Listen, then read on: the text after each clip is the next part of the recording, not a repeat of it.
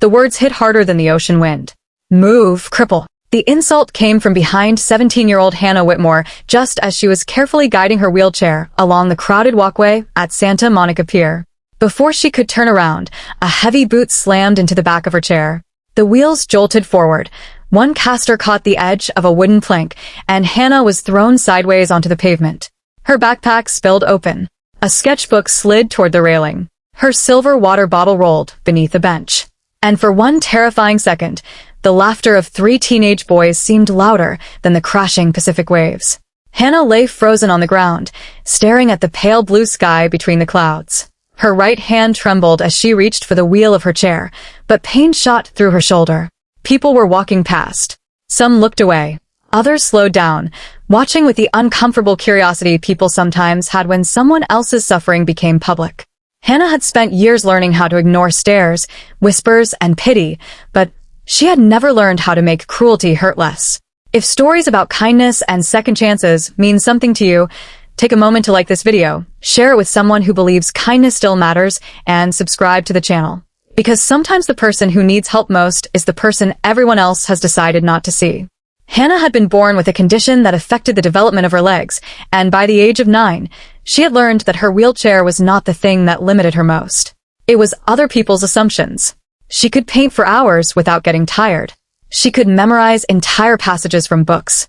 She could make strangers laugh when she was nervous. She could repair the loose spokes on her chair with a small wrench her father kept in her backpack. What she couldn't do was walk.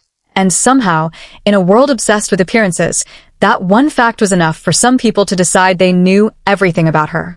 Her father, Marcus Whitmore, had raised her alone since Hannah was 12. He worked long shifts repairing commercial refrigeration systems around Los Angeles, often leaving before sunrise and returning after dinner. Money was never abundant, but love was.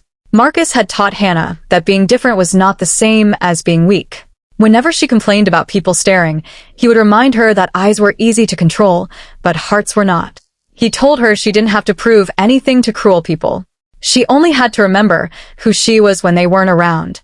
That Saturday, Marcus had promised Hannah a rare afternoon at Santa Monica Pier.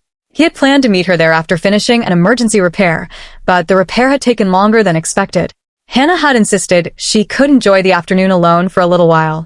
She wanted to sketch the Ferris wheel at sunset, listen to the musicians along the boardwalk, and buy a small cup of frozen yogurt. It was supposed to be an ordinary day. Instead, she was lying on the ground with strangers watching. The 3 boys stood several feet away. They were young enough to still be reckless and old enough to understand exactly what they had done. The tallest one, Trevor Hale, glanced at Hannah's wheelchair and then at his friends, laughing as if the entire thing had been a joke. One of the others muttered that she should have moved faster.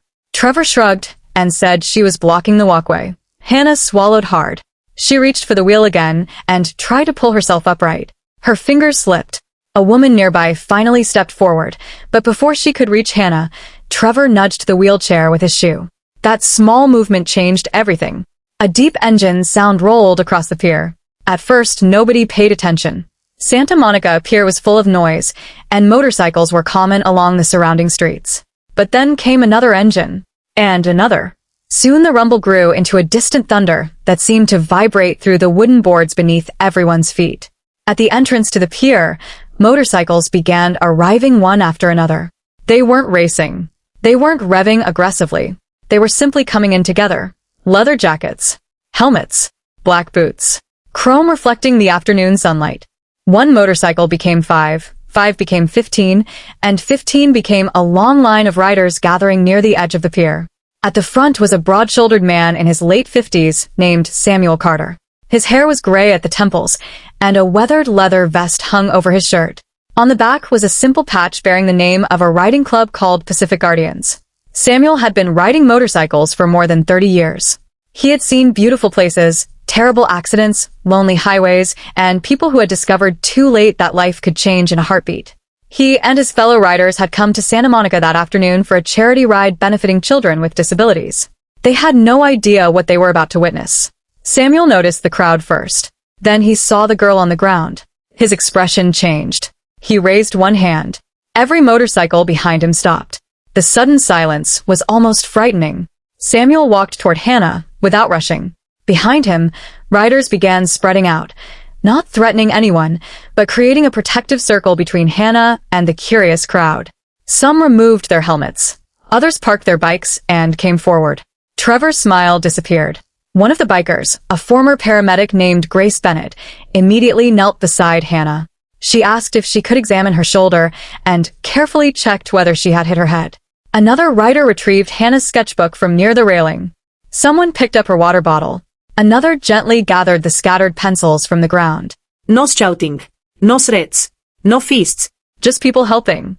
Samuel looked toward the three boys and calmly told them that whatever had happened needed to stop immediately.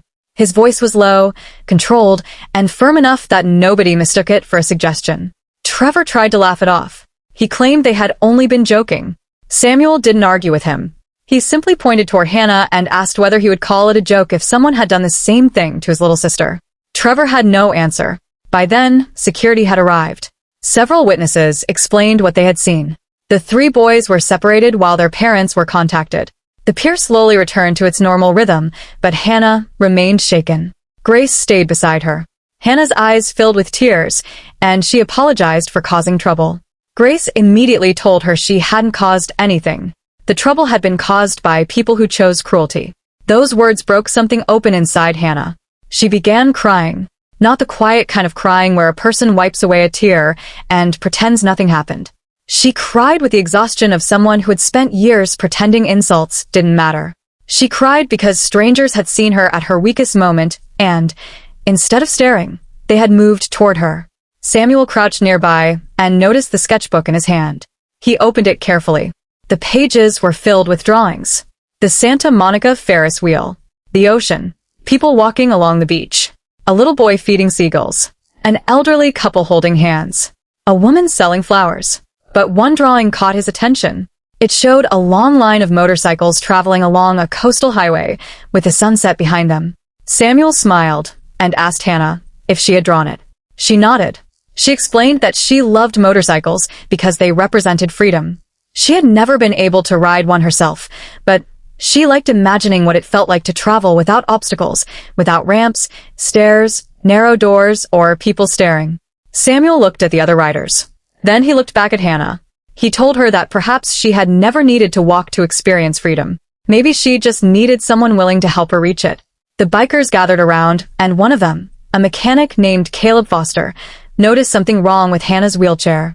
The impact had bent one of the rear brackets. Caleb had been repairing motorcycles since he was 15. He carried tools everywhere. He asked Hannah if she would let him take a closer look. She hesitated. Then she nodded. Within minutes, Caleb had removed the damaged bracket and carefully straightened it enough to make the chair safe again. He explained that it would still need professional repair, but she wouldn't have to push herself through the crowded pier with a damaged wheel. Hannah watched him work. She realized something strange. For the first time that afternoon, she wasn't thinking about the bullies. She was thinking about the people helping her. The bikers had arrived as strangers, but they were treating her as though she mattered. Then Samuel noticed the name written inside her sketchbook. Hannah Whitmore. He asked whether Marcus Whitmore was her father. Hannah looked surprised and said yes. Samuel's face softened. Years earlier, Samuel had met Marcus through a roadside assistance program. Marcus had repaired the refrigeration system in a small community center where Samuel volunteered. They had spoken only a few times, but Samuel remembered him as a hardworking man who always seemed more concerned about other people's problems than his own.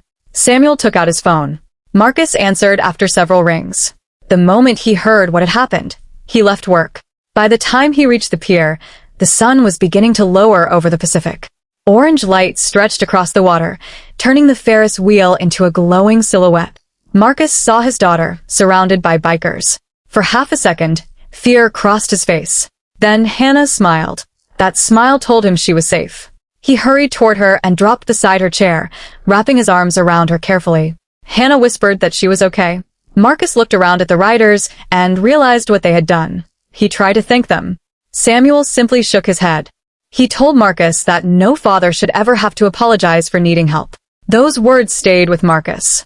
The police eventually finished speaking with the witnesses.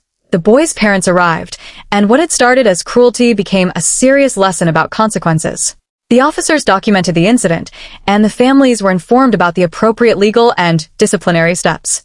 Hannah never saw Trevor again that day. But something else happened before she left. Samuel asked Hannah whether she wanted to see the motorcycles. Her eyes widened. She nodded. The bikers rolled their motorcycles into a safe area where Hannah could see them clearly. Caleb showed her the engine of his touring bike. Grace explained how she had modified her own motorcycle for long-distance charity rides. Another rider named Patrick Lewis showed Hannah a small compass he had carried on every major trip since his younger brother passed away. Hannah touched the handlebars of Samuel's motorcycle. She looked at the chrome. She looked at the ocean. And for the first time since she was a little girl, she imagined a future that wasn't defined by what her body couldn't do. Samuel told her about the charity ride they had been planning. They raised money to help children with mobility challenges gain access to equipment, transportation, and recreational programs. Hannah asked whether she could participate. Samuel smiled. He told her they would be honored. That evening, the riders didn't simply escort Hannah and Marcus out of the pier. They rode slowly along the coastal road behind them, forming a respectful procession. Marcus drove his car. Hannah sat beside him. And in the rearview mirror, she watched a sea of motorcycles following behind. The sight brought tears to her eyes. But this time, they weren't tears of humiliation. They were tears of hope. The following weeks changed Hannah's life. The video recorded by a tourist who had witnessed the incident spread online. Thousands of people saw the moment Hannah fell, and the bikers surrounded her.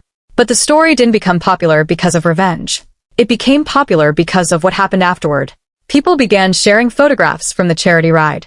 Local businesses offered donations. A rehabilitation center offered Hannah free art workshops. A motorcycle dealership donated money toward a new wheelchair. And the Pacific Guardians invited Hannah to design a small emblem for their annual charity event. Hannah created a heart surrounded by 2 motorcycle wheels. Underneath, she wrote 3 words. Everyone deserves freedom. The design became the symbol of the charity ride. Months later, Hannah returned to Santa Monica Pier. This time, she wasn't alone. Her father was beside her. Samuel and the Pacific Guardians were there too. The same wooden walkway stretched beneath her wheels. The same ocean crashed against the shore. The same Ferris wheel turned slowly against the evening sky. But Hannah was different. She wasn't afraid of the walkway anymore. She stopped near the place where she had fallen months earlier. Her father watched silently. Hannah looked down at the boards. She remembered the laughter, the pain, the humiliation. Then she looked behind her at the people who had stood beside her when she couldn't stand for herself. She understood something that day. Cruel people could make you feel small, but they could never decide your worth. Only you could decide whether their cruelty became the ending of your story. Hannah opened her sketchbook and began drawing. She drew the ocean first, then the pier, then the Ferris wheel, then the motorcycles. And finally, in the center of the page, she drew a girl in a wheelchair looking toward the horizon. The girl wasn't crying. She was smiling, because the horizon didn't represent everything she couldn't reach. It represented everything she still could. As the sun disappeared into the Pacific, Samuel stood beside Marcus and watched Hannah draw. He quietly said that sometimes the strongest people weren't the ones who could stand on their feet. Sometimes they were the ones who had been knocked down again and still found a reason to look toward tomorrow. Hannah heard him. She smiled. And then she added one final detail to her drawing. A long line of motorcycles traveling into the sunset. Not because she needed someone to rescue her, but because she had learned that there was nothing weak about accepting kindness, and there was nothing small about offering it. If this story touched your heart, please like the video, share it with someone who needs a reminder that kindness still exists, and subscribe to the channel for more emotional stories about courage, compassion, and second chances. Your support helps these stories reach people who may need hope at exactly the right moment. And before we end, I want you to leave one special comment below. Everyone deserves kindness. Write those words if you believe that someone's disability, appearance, circumstances, or past should never determine how they are treated. That night, Santa Monica Pier slowly emptied. The lights of the Ferris wheel continued turning above the dark Pacific. Hannah rolled toward the parking area beside her father, her sketchbook resting safely on her lap. Behind her, the motorcycles started their engines. One by one, then dozens at once, the sound rose into the evening air. Hannah looked back. The bikers lifted their hands in farewell. She lifted hers. And as the first stars appeared above the California coast, Hannah realized that the worst moment of her life had not ended with the insult she had heard that afternoon. It had ended with something far more powerful. A circle of strangers had surrounded her. Not with anger, not with violence, but with humanity.